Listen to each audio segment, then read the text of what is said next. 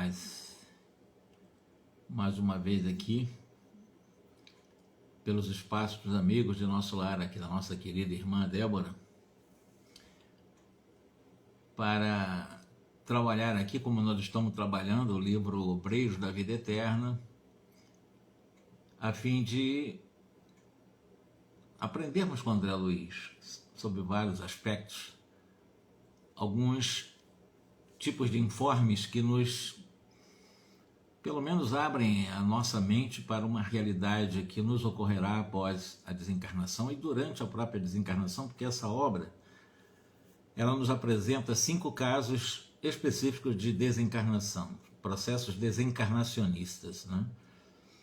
Nós acompanhamos o primeiro processo com o Jerônimo, estamos agora acompanhando o segundo processo de desencarnação do Fábio, e teremos mais 3 personagens na obra.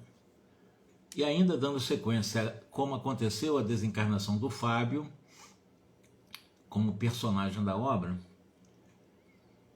o seu pai desencarnado, ele o amparou bastante nesse momento.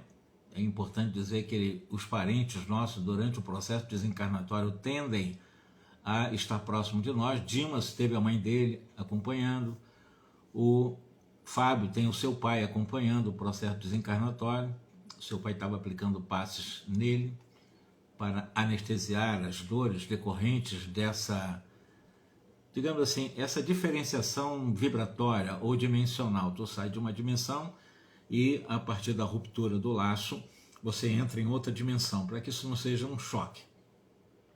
Então o pai dele aplicava passe, segundo aqui o André Luiz, para que ele pudesse sentir esse anestesiamento, uma adaptação mais rápida à realidade, digamos assim, de sensações de repouso após a desencarnação.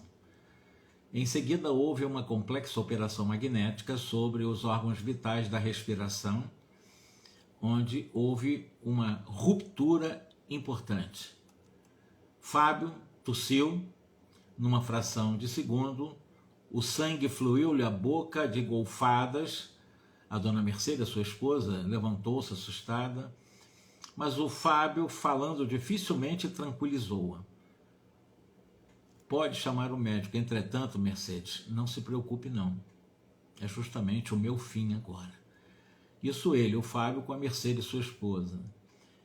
Enquanto prosseguia, o Jerônimo, que é o comandante da expedição, que vai acompanhar essas 5 desencarnações da Terra do qual André Luiz compõe, o Hipólito, um ex-padre, também compõe, Luciana, uma enfermeira, também compõe esse mesmo grupo, e o Jerônimo, prosseguia separando o organismo perispiritual do corpo débil.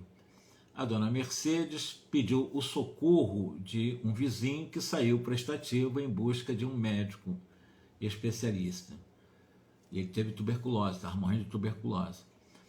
O médico não tardou, mas embalde aplicaram a solução de adrenalina, a sangria no braço, os chamados cataplasma nos pés, as ventosas secas no peito, fizeram todos os recursos necessários para poder tirar desse processo de hemorragia, que ele estava sofrendo. O sangue em golfadas rubras fluía abundante pela boca. Jerônimo repetiu o processo de libertação praticado em Dimas, mas com uma espantosa facilidade. Depois da ação desenvolvida sobre o plexo solar, o coração e o cérebro desatados, o nó vital, Fábio fora completamente afastado do corpo físico. Vamos rememorar, com o Dimas foi mais difícil esse processo dessa ação desenvolvida no plexo solar, na região do umbigo, onde houve aquele adensamento de energias plásticas do qual estavam sendo extraídos do corpo do Dimas, mas não somente na região do chamado plexo solar, como também na região cardíaca. Também as energias estavam sendo extraídas e o coração começa a ficar desgovernado. E por fim, na região do cérebro, para desatar o nó, ou seja, desatar esse laço prateado que liga o espírito ao corpo. Então são essas 3 regiões que normalmente os espíritos utilizam para os processos desencarnatórios. Aconteceu com Dimas, está acontecendo aqui com Fábio.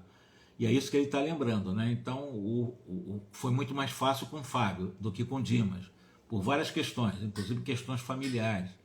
A família do Dimas não estava ainda preparada para a morte do Dimas. O Fábio não, ele preparou toda a família para esse momento.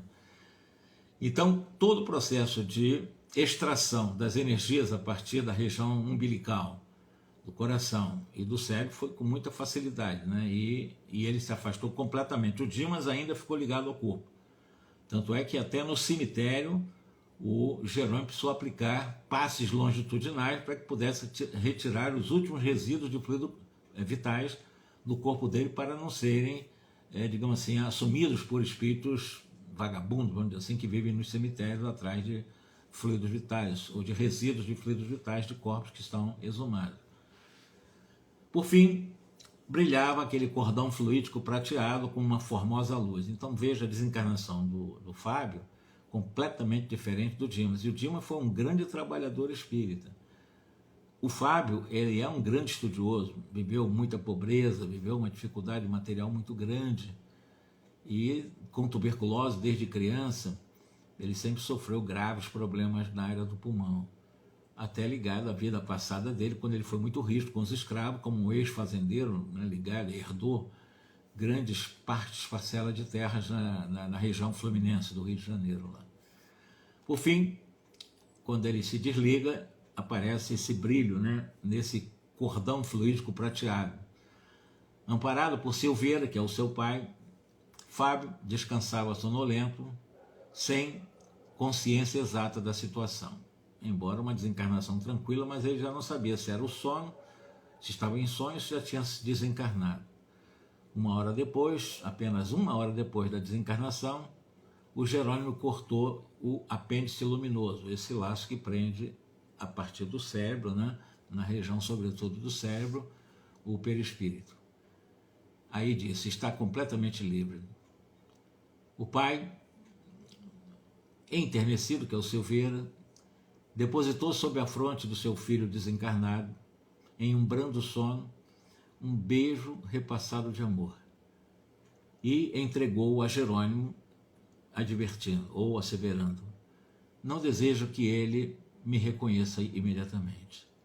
Não seria aproveitável levá-lo agora a recordações do passado. Encontrá-lo-ei mais tarde, quando tenha de partir da instituição socorrista para as zonas mais altas. Para onde é que ele vai? O Fábio, o Dimas também, a Albina também, o Cavalcante também, a Adelaide também, irão primeiro serem recolhidos para a casa transitória de Fabiano, ali que eles vão receber os primeiros tratamentos, para depois seguirem viagem para nosso lar. E ele está dizendo exatamente em relação ao Fábio: encontrá-lo-ei mais tarde, quando tenha de partir lá da casa transitória para o nosso lar. Pode conduzi-lo sem perda de tempo. Incumbir-me-ei de velar pelo cadáver, inutilizando os derradeiros resíduos vitais contra o abuso de qualquer entidade delinquente e perversa. Então agora o próprio pai vai fazer com o defunto do Fábio o que o Jerônimo fez no defunto do Dimas, né, no corpo morto, do cadáver do Dimas. Quem vai fazer esse trabalho da inutilização desses últimos resíduos vitais são as últimas, ele chama de resíduos, né, são as últimas quantidades de fluidos vitais que normalmente os espíritos, como ele chama aqui, né, delinquentes e perversas, acabam e assumir, eles vão roubar essas energias, que são energias animalizadas, para que eles vivam, né, as suas desventuras de paixões, sobretudo na área da sexualidade, com essas energias de fluidos vitais de corpos que estão em decomposição. Jerônimo agradeceu e levou o Fábio para a casa transitória. No transcurso, o André foi contemplando, né, a beleza dos cenários da aurora, observando Fábio adormecido, e foi percebendo que gloriosos portos do céu se iluminavam de sol para receber aquele homem de sublime exemplo cristão que subia vitorioso da terra, E na última live que nós fizemos aqui, nós chegamos a fazer as citações do que o Fábio, preocupado com a sua esposa nova, que ficou viúva, pobre, né? 2 filhos para criar, um de 8 anos, outro de 6 anos de idade, disse que ele mesmo arrumaria um companheiro para ela, para que ela pudesse robustecer, ter alguém que pudesse apoiá-la também moralmente e materialmente, para que ela pudesse educar os filhos, porque agora está viúva com menos de 35 anos de idade. E aí, nesse capítulo agora, ele fala o seguinte: enquanto Dimas se restaurava paulativamente, Fábio cobrava as forças de modo notavelmente rápido. Então, enquanto Dimas estava se recuperando de uma forma lenta após a morte, após a desencarnação, o Fábio não, ele imediatamente ele tomou conta da situação, né? Ele cobrava força de modo muito rápido. Os trabalhadores ou os trabalhosos exercícios conscienciais frutificavam agora em bênçãos de serenidade e compreensão. Então, o Fábio fez por onde, e esse exercício da consciência desencarnada estavam dando frutos maravilhosos em bênçãos de serenidade e compreensão do Fábio. O Fábio chegou bem no mundo espiritual, ele chegou tranquilo, ele compreendeu a sua situação. Então foi um desencarnado sereno, tranquilo, uma desencarnação boa.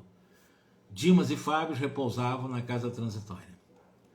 Prosseguia-se constante cuidado junto aos demais amigos, principalmente ao pé de Cavalcante, que ainda está encarnado, cuja situação orgânica piorava sempre nas vizinhanças do fim. Então, esse Cavalcante ele foi católico, um praticante do catolicismo. Estava numa dessas santas casas de misericórdia, na enfermaria pública, e estava piorando a sua situação cada vez mais, não melhorava de jeito nenhum, em nada, não dava trégua à desagregação molecular das células do corpo do Cavalcante. Dimas, com o exemplo de Fábio, criaram um novo ânimo. Dimas, agora desencarnado, reagia com mais calor perante as exigências da família terrena e consolidava a serenidade própria com a precisa eficiência. Então já se adaptou. Fábio, iluminado e feliz, notava que outros horizontes se lhes abriam ao espírito sensível e bondoso.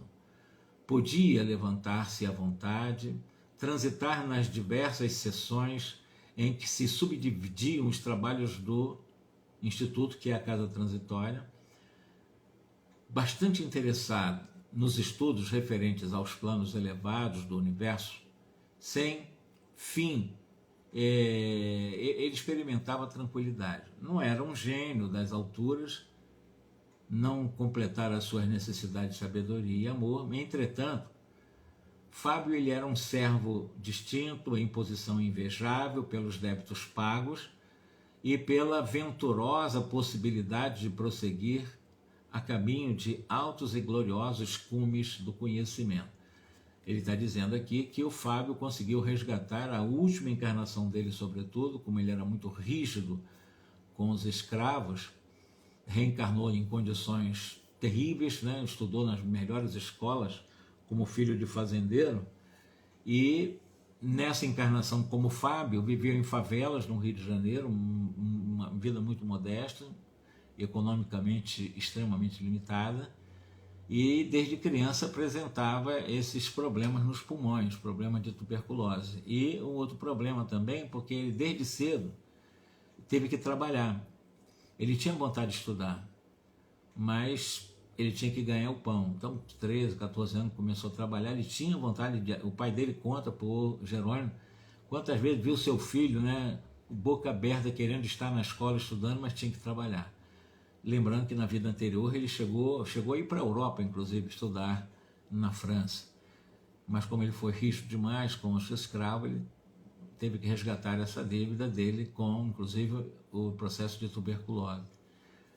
Mas ele viveu com dignidade, ele soube fazer isso e viveu com um espiritualista realmente profundo, com muita dignidade, como eu disse, na pobreza sim, mas com muita dignidade, uma riqueza moral muito grande.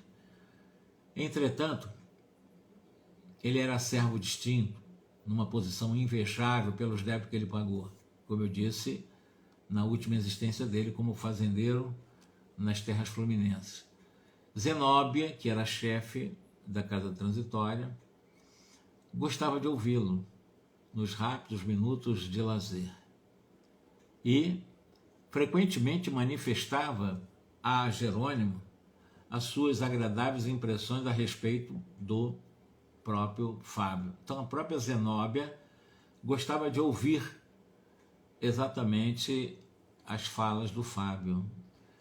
Tanta alegria provocou Dimas com a disciplina emotiva de que dava testemunho, que Jerônimo tomou a iniciativa de trazer-lhe a esposa em visita ligeira. Houve comoção e, na realidade, quem ficou comovido foi a Mercedes. A Mercedes vai receber a visita do Dimas, né? A esposa, a viúva que ficou, né? E nesse caso vai até lá, ao penetrar os pórticos do Instituto pelo braço do amigo de Jerônimo. Ela, Mercedes, estava atônita, deslumbrada, estática, não possuía consciência perfeita da situação, mas demonstrava sublime agradecimento. Conduzida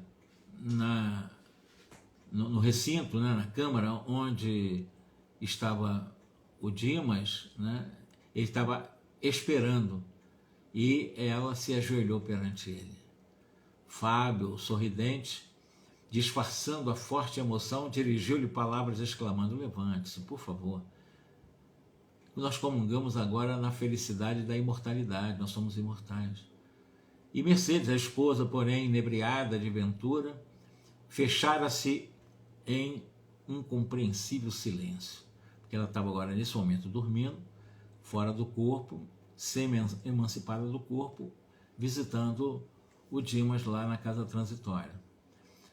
Fábio, melhor dizendo. Fábio ergueu-a, abraçou-a com infinito carinho.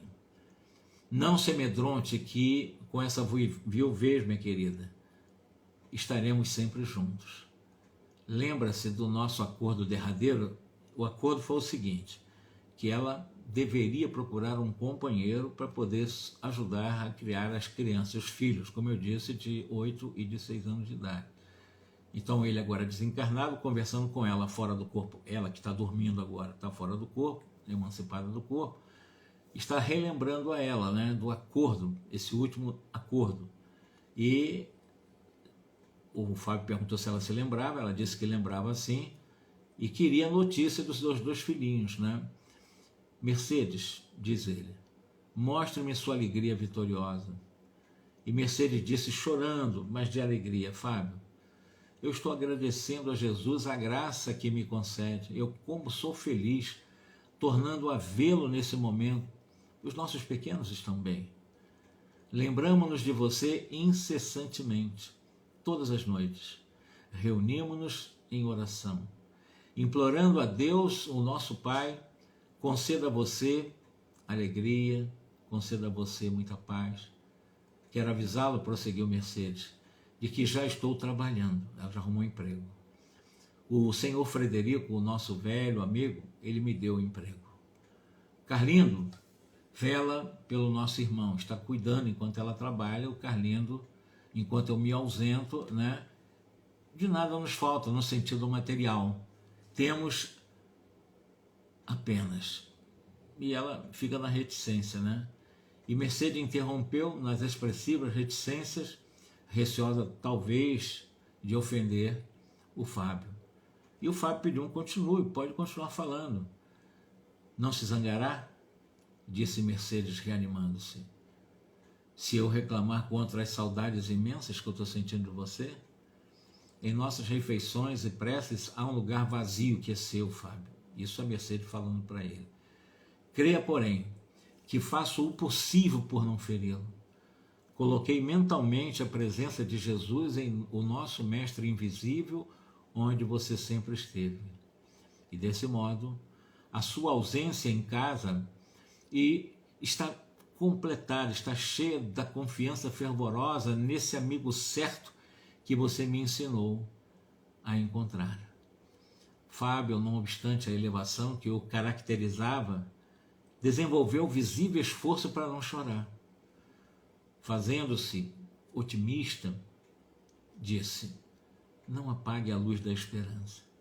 Não me zango em sabê-los saudosos, pois também eu sinto falta da sua presença, da sua ternura, da carícia de nossos filhos.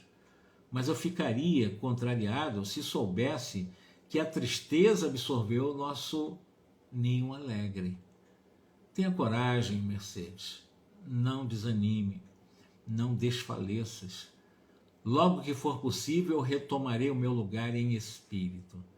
Estarei com você sim no ganha-pão, assisti-la-ei nos exercícios da prece, respirarei a atmosfera do seu carinho. Mas para isso, por enquanto, eu preciso amparar-me em sua fortaleza de ânimo e eu não posso dispensar o seu amoroso auxílio, Mercedes. Sinto-me cercado de bons amigos que não nos esquecem. E quem sabe estaremos lado a lado de novo em um futuro não muito distante. Avisaram-me, inclusive, de que a divina bondade me concedeu o ingresso em colônia de trabalho santificador a fim de prosseguir em meus serviços de elevação, que é o nosso lar para o qual está sendo conduzido. Poderei, talvez, tecer diferente e mais belo ninho para guardá-la. Eu ouço dizer, Mercedes, que o sol é muito mais lindo nessas paisagens encantadoras de luz, e que à noite as árvores floridas assemelham-se a formosos lampadários, porque as flores maravilhosas retêm o luar divino. O André, nesse momento, começava a pensar: bom, se Fábio havia feito tantos amigos em nossos núcleos de serviço, desde outros tempos, a ponto de merecer-lhes especial consideração, como se mostrava estranho a respeito do noticiário da nossa esfera? Jerônimo respondeu a essa indagação de André Luiz: a morte, André, não faz milagres. Retomar a lembrança é também um serviço gradual, como qualquer outro que envolva atividades divinas da natureza. O André ficou calado, atento. Acredita que não vale a pena sofrer de algum modo para conseguir tão sagrado patrimônio? Nossos filhos crescerão depressa. As lutas serão breves, as situações carnais transitórias. Não desanime, Mercedes. Deus jamais se empobrece e nos enriquecerá de bênçãos. Mostrou para sua esposa formosa expressão de conforto no semblante feliz e, mobilizando as mais íntimas energias daquela alma humilde, manteve-se por algum instante de mãos postas, como a agradecer a Deus o imenso júbilo daquela hora. Jerônimo ele fez um significativo sinal avisando em silêncio para Mercedes que terminara o tempo de visita. Zenóbia, que acompanhava aquela cena bem comovida, tomou de uma flor semelhante a uma grande camélia dourada e deu a Fábio, para que Fábio presenteasse a sua esposa Mercedes, agora viúva. A viúva recebeu a dádiva, conchegando-a no coração, e Jerônimo notificou: André, acompanhe-nos lá na crosta. A nossa amiga, ela perdeu grande porção de forças com a emoção e ser-nos-á útil a sua cooperação na volta. Despediu-se a viúva e em breve era reconduzida ao lar por Jerônimo e o André Luiz. Havia uma estranha sensação de felicidade que Mercedes sentiu ao acordar no leito, com aquela perfeita impressão de guardar a delicada flor entre os dedos. Jerônimo, ele foi chamado por autoridade superior de nosso lar. Ele deveria partir imediatamente para um entendimento inadiável. Recomendou aos auxiliares aguardá-lo em serviço na casa transitória, afirmando que seria breve a sua visita ao nosso lar. De fato, não se demorou mais de um dia e, ao regressar, ele cientificou da novidade. A irmã Albina, que é uma dos personagens, não vão acompanhar. O mais difícil foi, com certeza, o Cavalcante. Mas a irmã Albina, que é um dos personagens que nós vamos também acompanhar, ela fora autorizada a permanecer na crosta planetária por mais tempo. Razão porque a desencarnação fora adiada, como se diz, sine die, ou seja, não tem uma data pré-estabelecida, mas para um dia no futuro. Mas foi dado para ela uma moratória. Ela ia desencarnar agora. O Jerônimo iria acompanhar e ajudar na desencarnação, como fez com Dimas, como fez com Fábio. Mas o Jerônimo, teve que ir ao nosso lar, escutou algumas informações importantes em relação a Albina, essa terceira personagem, que ia, como eu disse, desencarnar dentro dessa programação dos processos desencarnacionistas, que é essa missão que o Jerônimo está chefiando. Então, dentro dessa concessão, autorização de permanecer na Terra mais um tempo, certa rogativa influíra decisivamente no assunto. O que ele está dizendo? Alguém na Terra pediu para que a Albina não viesse a desencarnar naquele momento. Houve um pedido, um requerimento. Isso foi estudado pela espiritualidade. Esse pedido especial foi analisado pelos espíritos superiores.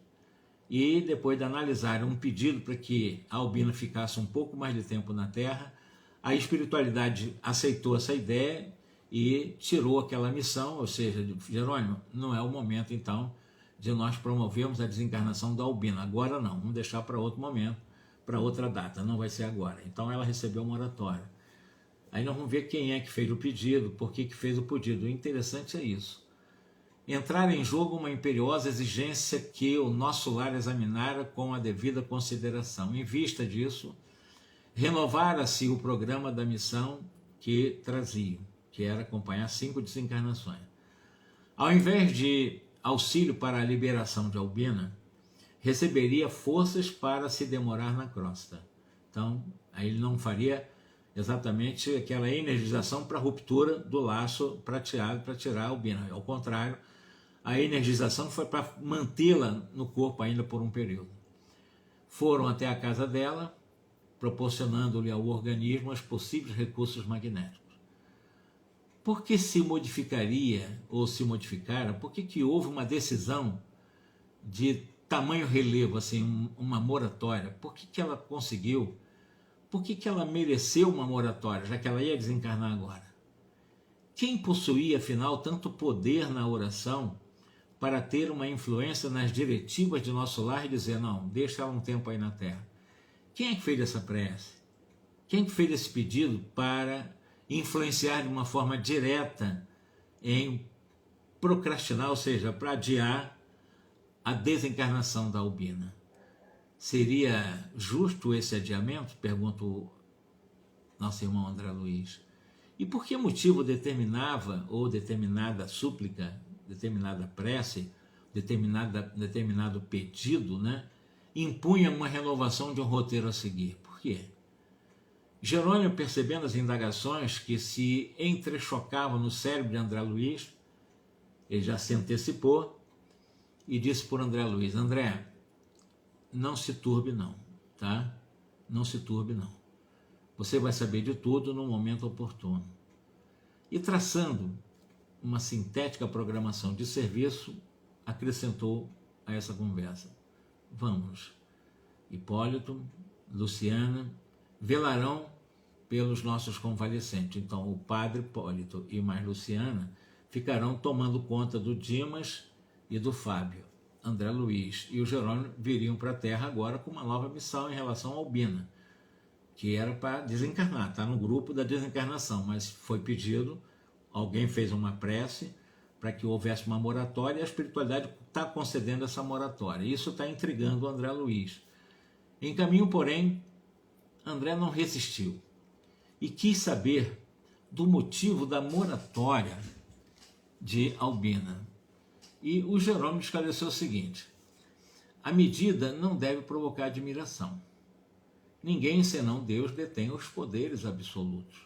Todos nós, no desenvolvimento das tarefas conferidas às nossas responsabilidades, experimentaremos sim limitações nos atributos ou nos acréscimos de deveres segundo os desígnios de Deus. O futuro pode ser calculado em linhas gerais, mas não podemos prejulgar quanto ao setor da interferência divina. O Pai efetua a organização universal com independência ilimitada, ilimitadíssima no campo da sabedoria infalível, e nós cooperamos com relativa liberdade na obra do mundo, sujeitos à necessária e esclarecedora interdependência, em virtude exatamente da nossa ainda imperfeição. Deus, Ele sabe, enquanto nós nem sequer imaginamos saber. E com um expressivo gesto de bom humor, Jerônimo prosseguiu: não existe, portanto, novidade propriamente dito nessa moratória. Aliás, é justo considerar que a desencarnação de Albina não é suscetível de ser adiada por muito tempo. Ela vai desencarnar daqui a uns meses.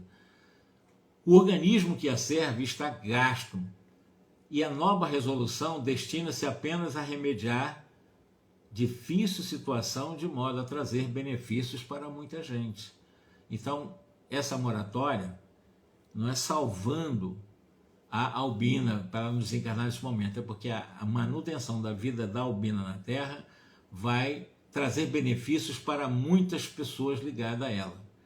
A prece, em qualquer ocasião, melhora, corrige, eleva, santifica, mas somente quando estabelece modificação de roteiro igual a de hoje, que nós estamos, foi uma prece que está dando uma moratória para ela,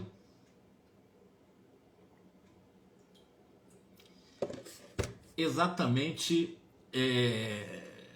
nós estamos vivendo aqui um momento que parte acima de circunstâncias comuns aos interesses coletivos, ou seja, ainda assim, a medida prevalecerá por reduzido tempo, isto é, apenas enquanto perdurar a causa que é a motiva dessa moratória. Qual é a causa? Nós vamos entender qual é a causa. Por que da moratória?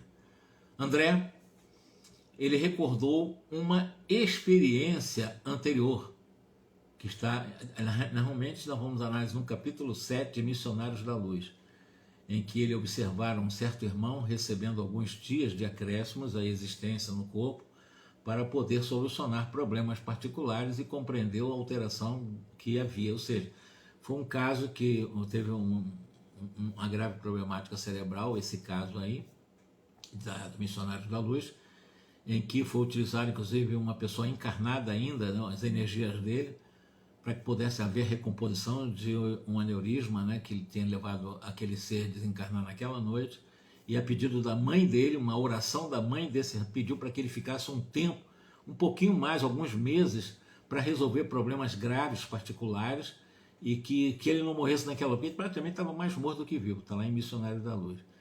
E foi feito isso, né? O mentor desse trabalho aplicou o passe, que é o Alexandre, e manteve ele, reconstruiu a parte do cérebro dele lá, que estava rompido, ele já tinha praticamente desencarnado, e dando uma moratória, se não me falha a memória, de 5 ou 6 meses, que foi pedido da mãe dele, foi uma oração pedindo a moratória, e esse caso, ele realmente recebeu, se não me engano, 6 meses, 5 ou 6 meses, eu não me recordo exatamente quantos meses, mas recebeu alguns meses para poder resolver assunto particular. Então houve uma interferência, uma moratória. O André Luiz já tinha acompanhado esse caso. Agora está acompanhando o caso da Albina, que também está sofrendo uma moratória, que era para desencarnar agora, e alguém fez uma prece, pedido, e vamos ver que prece foi essa, e por que a espiritualidade reconsiderou exatamente essa desencarnação e não, assim, protelar, exatamente deixar para mais tarde a desencarnação da Albina, que era uma evangélica, praticante da linha evangélica, era crente, né? Bom, de qualquer modo, porém, surpresa de André, a surpresa dele, não era sem lógica, não era desarrazoada não, porque formavam comissão de trabalho definidos com atividades traçadas por superiores hierárquicos, ou seja, nós temos que acompanhar 5 desencarnações, e de repente alguém faz uma prece para que uma dessas que está na lista de superiores hierárquicos que nos mandou para fazer o acompanhamento desse processo desencarnacionista, e de repente uma pelo menos está fora do projeto. E aí? E o comando da alta hierarquia que pediu para que nós acompanhássemos nas 5 desencarnações? Então, o que está acontecendo? Com quem se conversou? Por quê? E o que se conversou para que desse essa moratória? Todavia, na questão exame, tratava-se de pedido da crosta, atuando diretamente em nosso núcleo distante, que é nosso lar. Conservando, pois, curiosidade insatisfeita, André acompanhou Jerônimo até ao apartamento confortável em que residia a Albina. Os prognósticos acerca do estado físico dela eram desanimadores. O seu espírito, no entanto, mantinha-se calmo, confiante, a despeito da profunda perturbação orgânica. Não só o coração e as artérias apresentavam sintomas graves, também o fígado, os rins, o aparelho gastrointestinal, a própria dispneia, como sofreu o Fábio, ele também, que é aquela falta de ar e a pessoa tem dificuldade de respirar, castigava a Albina intensamente. Um grupo de 14 jovens fazia em derredor de Albina um culto doméstico do Evangelho. Enquanto oravam, a equipe atirou-se ao trabalho juntamente, a equipe da André Luiz. O ambiente equilibrado pela prece e pelos pensamentos de elevação moral contribuíam eficazmente na execução dos propósitos de fazer, digamos que, reavaliar e dar agora energias para manter e não tirar as energias para provocar desencarnação, que agora é uma reprogramação do Jerônimo. A zona perigosa do corpo era justamente a que situava exatamente o aneurisma. Ou seja, aneurisma, na realidade, é o nome que se dá a uma doença que as pessoas que têm alterações de algum vaso sanguíneo, né, uma veia, uma artéria do corpo, e normalmente se dá pelo enfraquecimento de alguma parte dessas estruturas, né, ou seja, de um vaso, de uma artéria, de uma veia e etc. Né? Isso vai causando uma dilatação, vai formando uma bolsa que cresce e com o tempo acaba realmente trazendo problema. Provável portador da libertação, o tumor provocara a degenerescência do músculo cardíaco. Então o coração já não estava batendo de uma forma, ou pulsando de uma forma normal, estava desgovernado nesse momento, que ela ia desencarnar, né? E estava exatamente com uma ameaça de uma ruptura imediata, morrer mesmo, desencarnar naquele momento. Jerônimo, ele começou a aplicar passes de restauração ao sistema de condução do estímulo, demorando-se bem atencioso sobre os nervos do chamado tônus. O nervo do tônus, na realidade, é um processo inconsciente que mantém exatamente os músculos. Os nossos músculos nós temos preparados para entrar em ação. Quando o nervo que estimula o músculo é cortado, evidentemente este músculo perde o tônus, se torna flácido, ou seja, o músculo perde a musculação, a musculatura, e o coração, se acontecer isso, perde a sua consistência musculosa, fica flácido e não funciona mais como bomba. Então, por isso que trabalhou exatamente com muita atenção no nervo do tônus, né? Que é o nervo que tem exatamente, precisa entrar em ação para o movimento e a manutenção das funções musculares. Em seguida, forneceu certa quantidade de forças ao chamado pericárdio, porque o coração é um músculo, né? Então, ele colocou energia no pericárdio, bem como as estrias chamadas tendinosas, assegurando a resistência do coração. Logo após, o Jerônimo magnetizou longamente a zona em que se localizava um tumor, que é o aneurisma, bastante desenvolvido, isolando certos complexos celulares. E esclareceu o seguinte: poderemos confiar em grande melhora que persistirá por alguns meses. Então, o que ele fez foi restaurar transitoriamente por alguns meses o corpo da Albina. Com efeito, fim da complexa operação magnética, o coração da doente funcionou com diferente equilíbrio. As válvulas cardíacas passaram a denotar regularidade. Cessou a aflição, o que foi atribuído, e de fato, com razões poderosas, ao efeito da prece. Albina sentiu-se reconfortada, mas calma. Fitou comovida as discípulas que se achavam presentes ali em afetuosa homenagem a ela e, bem satisfeita, ela considerou o seguinte: olha, como eu me sinto melhor. Motivos fortes possuía o apóstolo Tiago recomendando a prece aos enfermos, ela lembrando ao grupo. As alunas e as filhas riram-se de contentamento e ergueram em seguida a formosa oração gratulatória, emocionando-nos o coração. Contrariando a expectativa geral, Albina aceitou o oferecimento de um caldo confortante. André perguntou se teria sido a súplica das discípulas o motivo da alteração.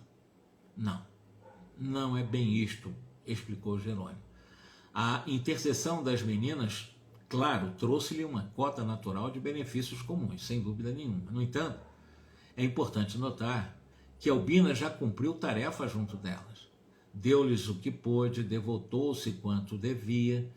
Em virtude da abnegação da Albina, as aprendizes trazem o cérebro cheio de boas sementes. Compete agora às interessadas organizar condições favoráveis ao desenvolvimento intensivo dos tesouros espirituais que são portadoras. E o André ainda insiste na pergunta: nós estaríamos, por enquanto, ou por acaso, ou porventura, ante o resultado de requisição sentimental das filhas, que pediu a moratória? Jerônimo disse que não, com a cabeça, né? E no desempenho dos sagrados deveres de mãe, Albina, ela fez tudo pelo bem-estar da filha, sem dúvida.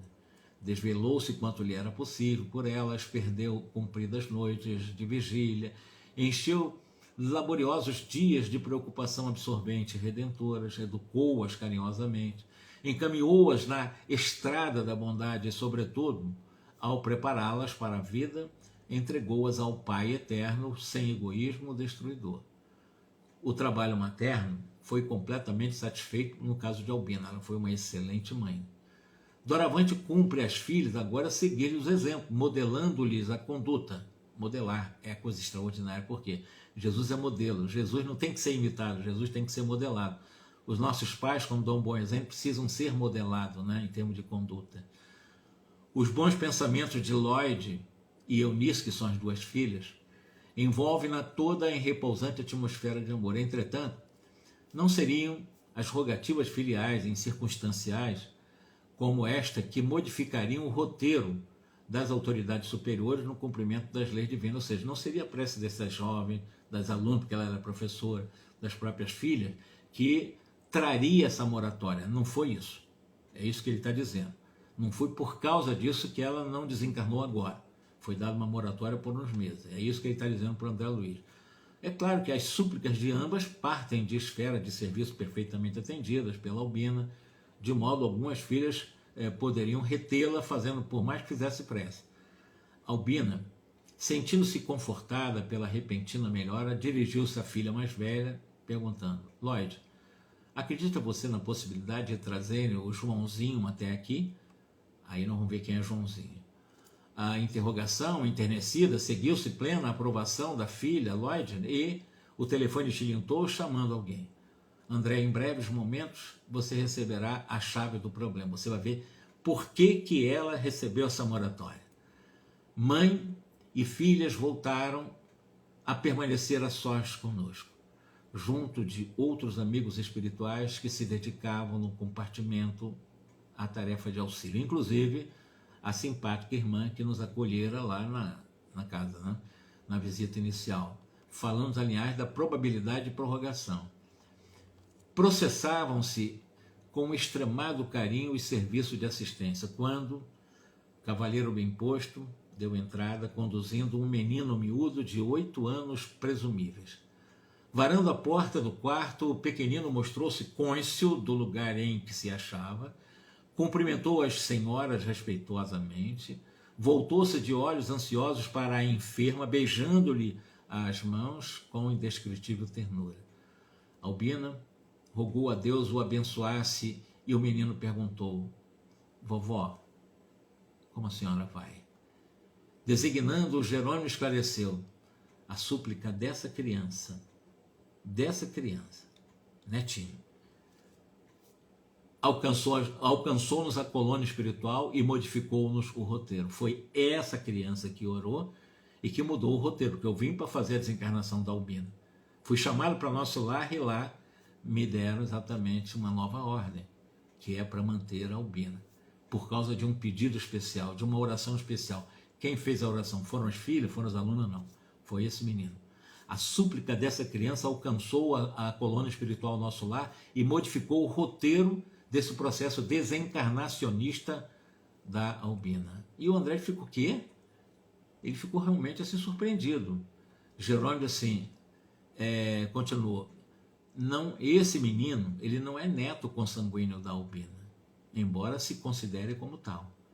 É órfão que lhe abandonaram uma porta após o nascimento e que Lloyd, que é a filha de Albina, mantém no lar desde que a nossa irmã se recolheu à cama. Era ela que cuidava e depois, quando entrou para a cama, ficou doente, quem está cuidando é a Lloyd, que é exatamente a filha dela. Não obstante a prova, Joãozinho é grande abnegado servo de Jesus, reencarnado em missão do Evangelho. Tem largos créditos na retaguarda. Ligados à família de Albina há alguns séculos, torna ao seio de criaturas muito amadas a caminho do serviço apostólico do futuro. Ia formular algumas perguntas novas, mas o Jerônimo, indicando a enferma que abraçar a criança, aconselhou o André Luiz ficar silêncio.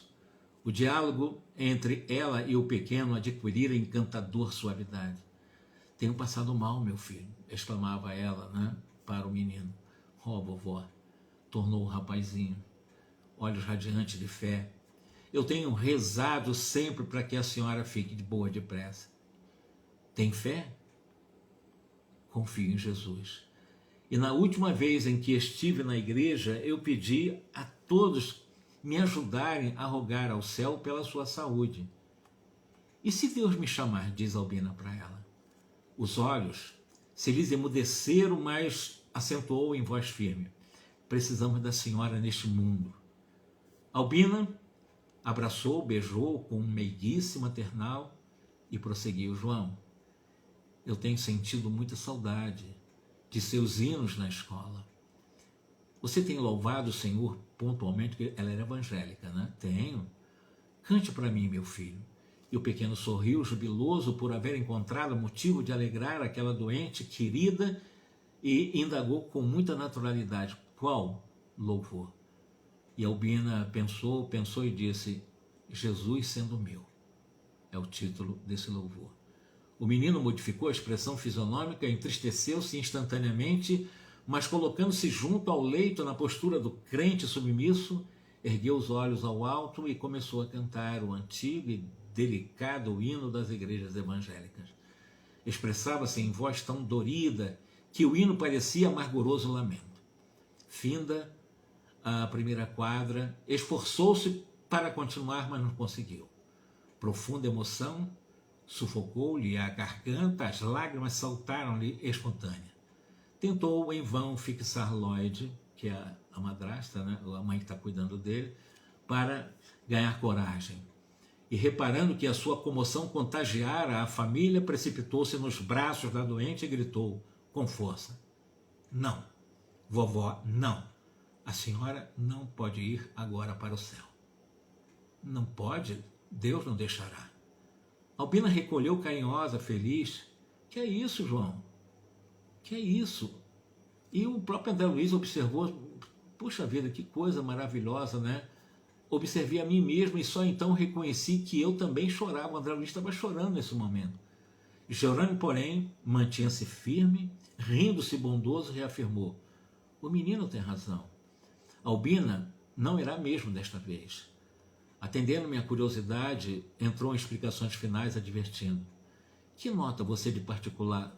O que você nota você de particular em Lloyd? Perguntou Pantera. O que você está vendo de particular nela?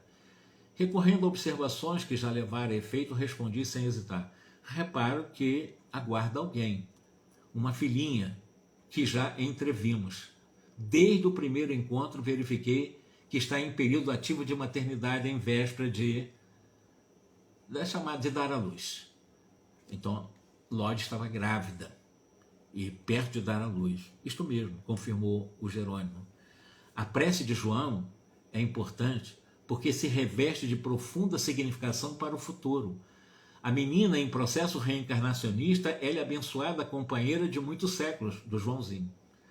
Ambos possuem admirável passado de serviços à crosta planetária e escolheram uma nova tarefa com plena consciência do dever a cumprir. Então, está reencarnando através de Lloyd, filha de Albina, aquela que está ligada ao Joãozinho, que é um filho adotado. Foram associados de Albinas em várias missões e muito cedo ser-lhe-ão continuadores na obra de educação evangélica. Não são espíritos purificados, redimidos, mas trabalhadores valiosos, com suficientes créditos morais para a obtenção de oportunidade mais alta. E apesar da condição infantil no servo reencarnado, pelas ricas percepções que o caracterizavam, ou que o caracterizam fora da esfera física, ele recebeu o conhecimento da morte próxima de nossa venerável irmã. E aí, o que nós vamos ver para que nós possamos fechar a nossa live, é que esse pedido, né, exatamente do Joãozinho, que foi analisado pela espiritualidade para que a própria Lloyd, que está gestante de uma filha, que está ligada ao coração de Joãozinho, que é filho adotivo, inclusive, da família. E ele pediu para que ela ficasse mais tempo, para que a menina que está reencarnando, né, ou a mãe, a Lloyd, não entrasse em algum tipo de desespero pela morte da mãe e pudesse ter problema na gestação, porque ela estava a ponto de dar à luz.